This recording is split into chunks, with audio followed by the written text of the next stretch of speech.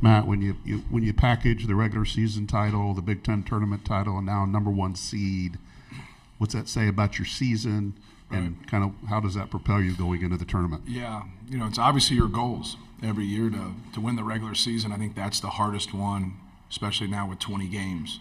That's the most difficult, and then to be able to win the tournament, it's set up for the one seed. It doesn't mean you're always going to win, but it's supposed to be set up, right? You're supposed to earn your way into the best position, and we've been able to do that and get knocked off, before, and it's frustrating. You used to look at it when you first started. It used to be worse than, because you see you can lose and then it can help you a little bit. You can win and it can hurt you a little bit, or it just doesn't matter, right? And so you don't know. Like, your preparation is through your play, but to be able to reach our goals and to be 29-5 going into the tournament, but they know, and obviously I know, you get judged on what you do in the tournament. We've had a lot of success getting to that second weekend.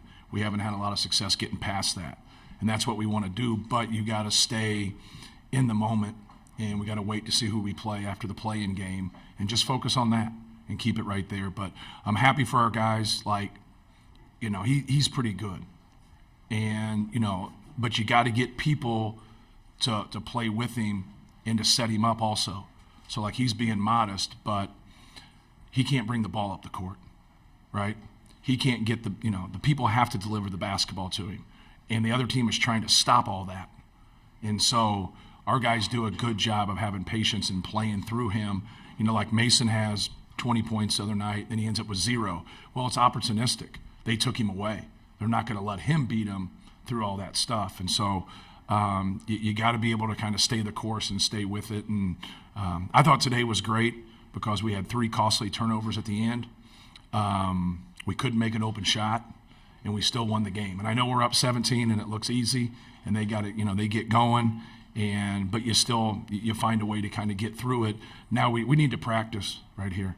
I don't know if you guys noticed that about the press, but and we do actually practice that. But it's guys that get kind of put in some tough positions. We step on an end line, we throw one up for grabs. We allow them to double us in the middle of the court, and then people got to come. We got to help each other. You got to do a better job of helping each other. But you get through it, and now that's what we got to be able to do. We got to be able to go back to practice and work on some stuff and get ready for the tournament, and have a lot of fun, hopefully.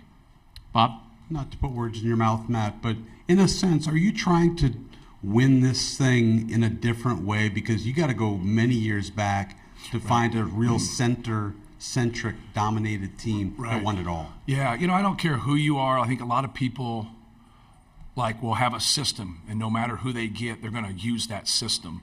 We've always been able, when we had Klein and Carson were our 2 best scorers, we had the record for the most threes taken and the most threes made in the history of the Big Ten. We didn't have a low post guy that year. We had a 7-3 kid that could dive. He could slip screens.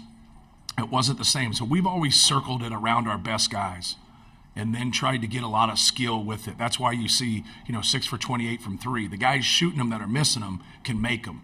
And even though at times we have some tough stretches, I really believe the combination for us is having that size and having that skill together, and then your decision-making that goes with it. But we just kind of curtail things to our best guy, and that's what I always tell people in recruiting because, kids hear so much.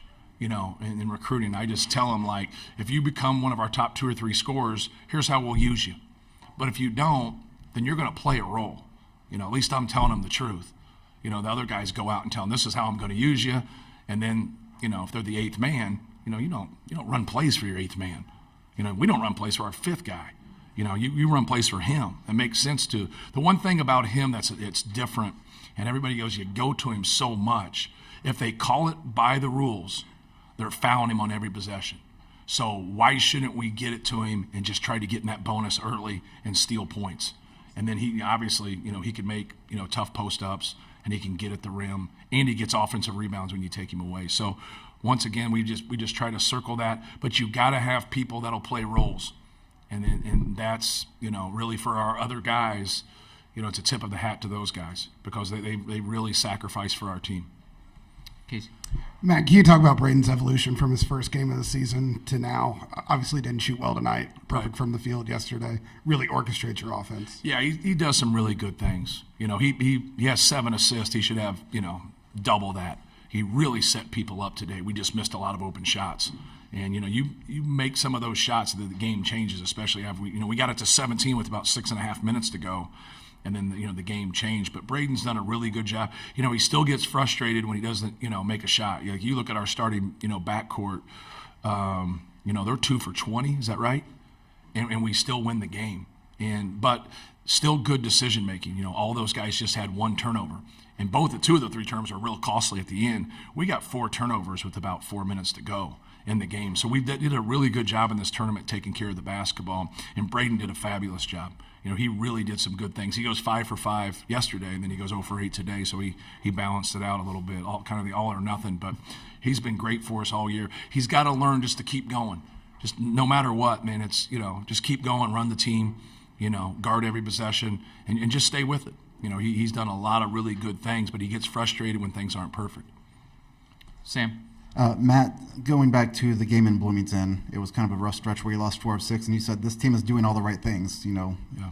Statistically, we should be winning these games when you look at the rebounds, the free throws, things like that. Right. Now you've got the momentum. Did you how did you stay the course and have these guys stay the course and know every team has a little adversity through the course of the regular season? Yeah, just work on what you're struggling on.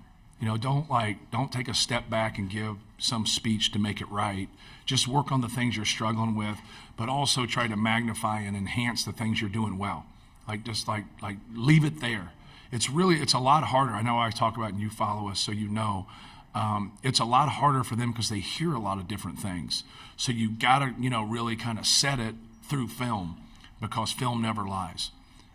Okay? You got in that position in Bloomington because you turned the ball over. Don't turn the ball over. And we did it the year before, and we watched tape, and we went through it, and we drilled it, and we still did it again. But I don't know how many people have been in those kind of beehives.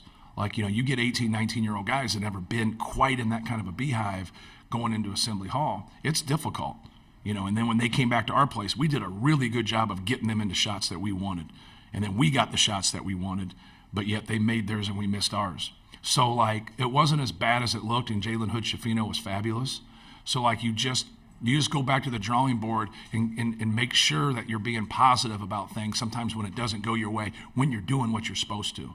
And that's the only way to go about it. If you react to everything, you're going to end up chasing your tail. You got to stay and play to your strengths and never forget about the possession war. Because if you have a good team and you can out-rebound somebody by 7 and you can have 3 fewer turnovers, you're normally going to win the game. The only way you can is if you shoot poorly, which we came close to doing today at the end. That's the only way, right? You're taking care of it. You're getting shots. You're getting rebounds. You're getting more possessions. They got to shoot a lot better than you to be able to win that game. So most of the time, you're going to win at that. And so they just have to understand that and stick with it, and they've done a pretty good job of it.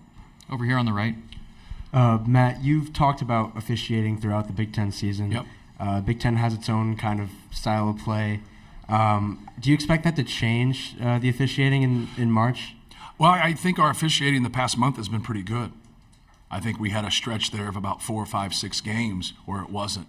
And mainly what I'm talking about is Zach, right? But we kind of kiboshed it. We talked about it. We went a while where we didn't talk about it, and then we felt like we had to speak up, because it was so egregious. And then I think they kind of rallied and, the 2 hands in the back and the knees and just the obvious stuff. Just get those called. You can't mess with a shooter. If anybody who's ever officiated, I don't care how physical it is, when you shoot the basketball, you can't hit people. Okay? And they were just hitting him anytime and just preying on officials not calling it. Well, you got to get those called.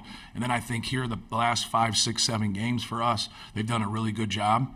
And I think in this tournament they did a good job. I thought it was called pretty straight up in the stuff that was obvious. And that's all we're asking for. We're not asking for, anything else. But he's a tough cover. You can't have 2 sets of rules. You have 1 set of rules for all the NCAA and then a set of rules for Zach Edey. It's not the way it works. I'm sorry, he's 7'4", 300 pounds. The rules are for everyone. And when they call it that way, now it's pretty advantageous for us. Do you expect that to hold up in the Big Dance? I have no idea. I ref in practice. I can tell you what I do in practice. So who knows? You know what I mean? But I know this, it's supposed to be called a certain way, and last time I checked, the referees are pretty competitive, and they want to advance themselves. We have time for a couple more questions right here in the front. How important do you feel it was to do well or even win this tournament going into the NCAA tournament? Anytime you're, competitive, you want to win the games that are in front of you. And like I talked about earlier, sometimes it just simply doesn't matter. Sometimes it does matter, and it can go the other direction. But, you also can build off things. And that's what, there's some things that reared its ugly head, like with Preston and taking care of the basketball in some key times that we got to do a better job of. And so, that's what you need to work on. You need to work on that, but you also can't forget, hey, we got to keep taking care of the basketball. 7 turnovers is still pretty good. Our average for the tournament was under 10. That's pretty good. We got to keep it there, but we also got to dominate the glass. You hope to shoot better, but defense and rebounding travel, and sometimes your jumper doesn't. We hope our jumper's packed, but that's part of basketball. If you have a cold night, can you still beat a really good team on a neutral court? That's a challenge. That's a challenge, but you got to be able to, the great ones can do that. They can survive a tough one like today and then be able to move on. We have time for 2 more questions right here in the front. Matt, looking forward a little bit, you will take on one of the play-in game winners. Yeah. So do you anticipate any extra degree of difficulty not knowing your opponent for a couple days? No, because I think from just what I was saying, we just need to work on ourselves until we find that out and then watch that game. I don't think there's a lot that they're going to change in 2 days. So just watch that game and evaluate it and get ourselves ready before that. But the most important team in the tournament's your team. You still got to be able to, execute and know what you're doing, out on the court. Matt, does this look or feel like a different team to you than the ones that you've brought into the NCAA tournament? And do you have any sense of how they're going to do, how they're going to handle it after a tough situation last year with St. Peter's? Yeah, that's, we obviously won, 2 games in the tournament before we played St. Peter's. Thought we played really well against Texas, and I thought St. Peter's was just tougher than us. I thought they were physically and mentally tougher than us, and they did a great job defensively, and, we just didn't play like we were connected. We had to do a better job. Defensively, we had to do a better job of just being organized and being together. So hopefully you can learn, from that. I talked about that. I said if Penn State has to play 4 games and we have to play 3 games, people would say we have an advantage. And I was like, I don't think we have an advantage. That's not so if we had an advantage, then why didn't we beat Iowa last year? Because they had to play 4 games. It's not an advantage. You still got to go out there and earn it. And I thought we did a really good job for about 35 minutes of that and put ourselves in a really good position. But getting back to that, you still got to get back to that position. We don't automatically land in the Sweet 16. We got to win our first game. Then you got to move to your second game. And some styles can be different, some other things can be different, but it's still your team and you got to play to your strengths. So, but if we do get to that point, we always talk about it. We've been upset in the first round.